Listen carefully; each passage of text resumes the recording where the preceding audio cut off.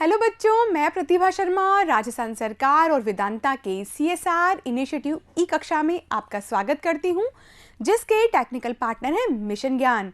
बच्चों, हम पढ़ रहे हैं चैप्टर नंबर 23, जिसका नाम है सिंचाई एवं पेयजल।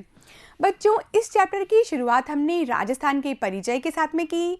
हमने जल संसाधनों के बारे में पढ़ा और हमने राजस्थान की वृहद परियोजनाओं के बारे में भी पढ़ा। बच्चों, हमारे इस चैप्टर में 3 वृहद परियोजनाओं के बारे में बताया गया है, जिसमें से इंदिरा गांधी नहर परियोजना और चंबल परियोजना के बारे में हम पढ़ चुके हैं। तो बच्चों, भाग 6 के अंतर्गत हम पढ़ने वाले हैं माही बजाज सागर परियोजना के बारे में। जी हाँ बच्चों, माही नदी का उद्गम मध्य प्रदेश में विंध्याचल पर्वतों से होता है, राजस्थान में ये प्रवेश करती है और गुजरात से बहते हुए अरब सागर में अपना जल विसर्जित कर देती है। ठीक है बच्चों, तो इस संपूर्ण परियोजना के बारे में हम विस्तार से पढ़ने वाले हैं।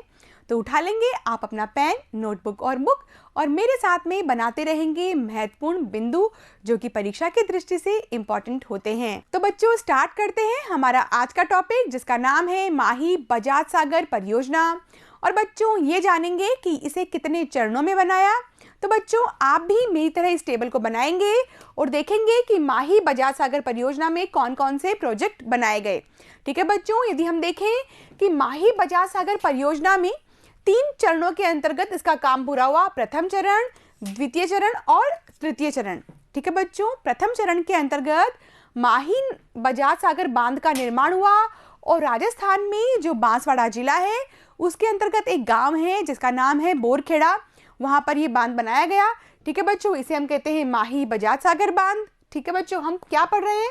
माही बजाज सागर परियोजना के बारे में पढ़ रहे हैं और इसके अंतर्गत प्रथम चरण में माही बजाज सागर बांध बनाया गया।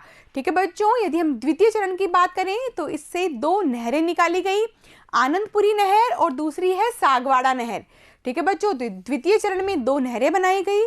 उसी प्रकार बच्चों, यदि हम तृतीय चरण की बात करें तो तृतीय चरण में 2 विद्युत गृह बनाए और बच्चों इसके बाद में बने हैं 2 लघु विद्युत गृह और एक कागदी पिकअप बांध। बच्चों, तकनीकी दृष्टि से जो पिकअप बांध होते हैं वो थोड़े से भिन्न होते हैं, इसीलिए इसे कागदी पिकअप बांध कहा गया। ठीक है बच्चों, यहाँ पर पिकअप का अर्थ क्या है कि जल को विपरीत दिशा से लिफ्ट किया जा रहा है।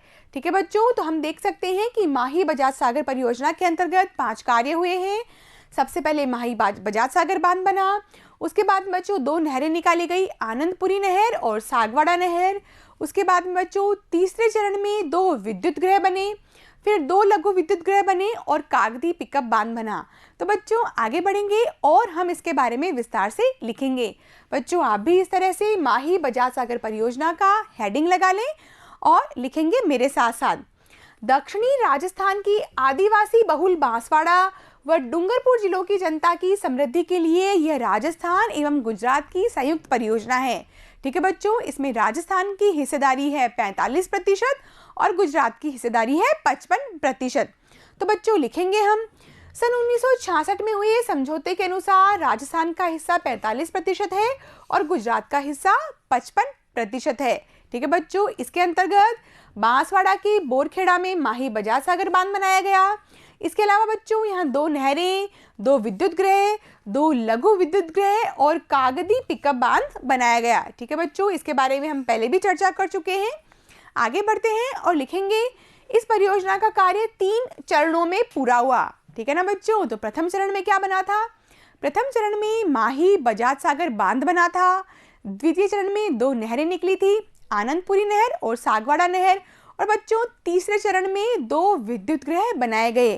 तो बच्चों हम यहाँ पर क्या लिखने वाले हैं? प्रथम चरण के बारे में।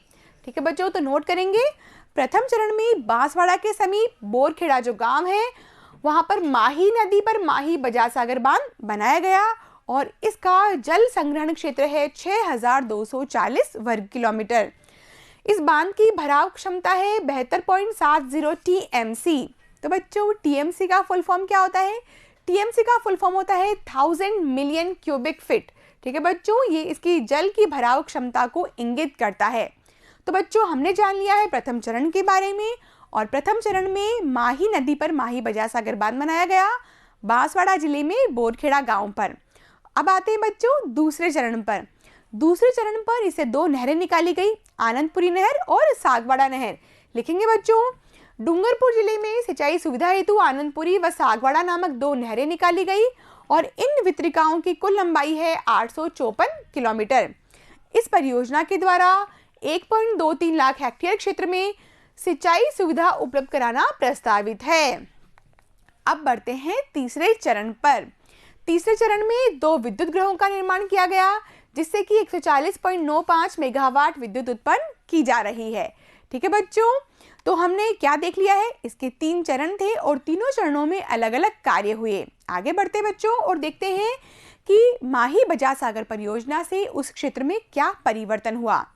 सिंचाई एवं विद्युत की सुविधा मिलने के कारण इस आदिवासी बाहुल्य क्षेत्र में आर्थिक व सामाजिक जीवन में बदलाव के साथ में कृषि और औद्योगिक क्षेत्र में भी तेजी से बदलाव आया और ये परियोजना इस आदिवासी बाहुल्य क्षेत्र के लिए ये वरदान साबित हुई है। जी हाँ बच्चों, ये आदिवासी क्षेत्र है और आप इसके बहुत ही गंभीरता से लेंगे। परीक्षा की दृष्टि से भी ये बहुत महत्वपूर्ण परियोजना है। ठीक है बच्चों, तो आज हमने माही बजाज सागर परियोजना के बारे में पढ़ लिया है।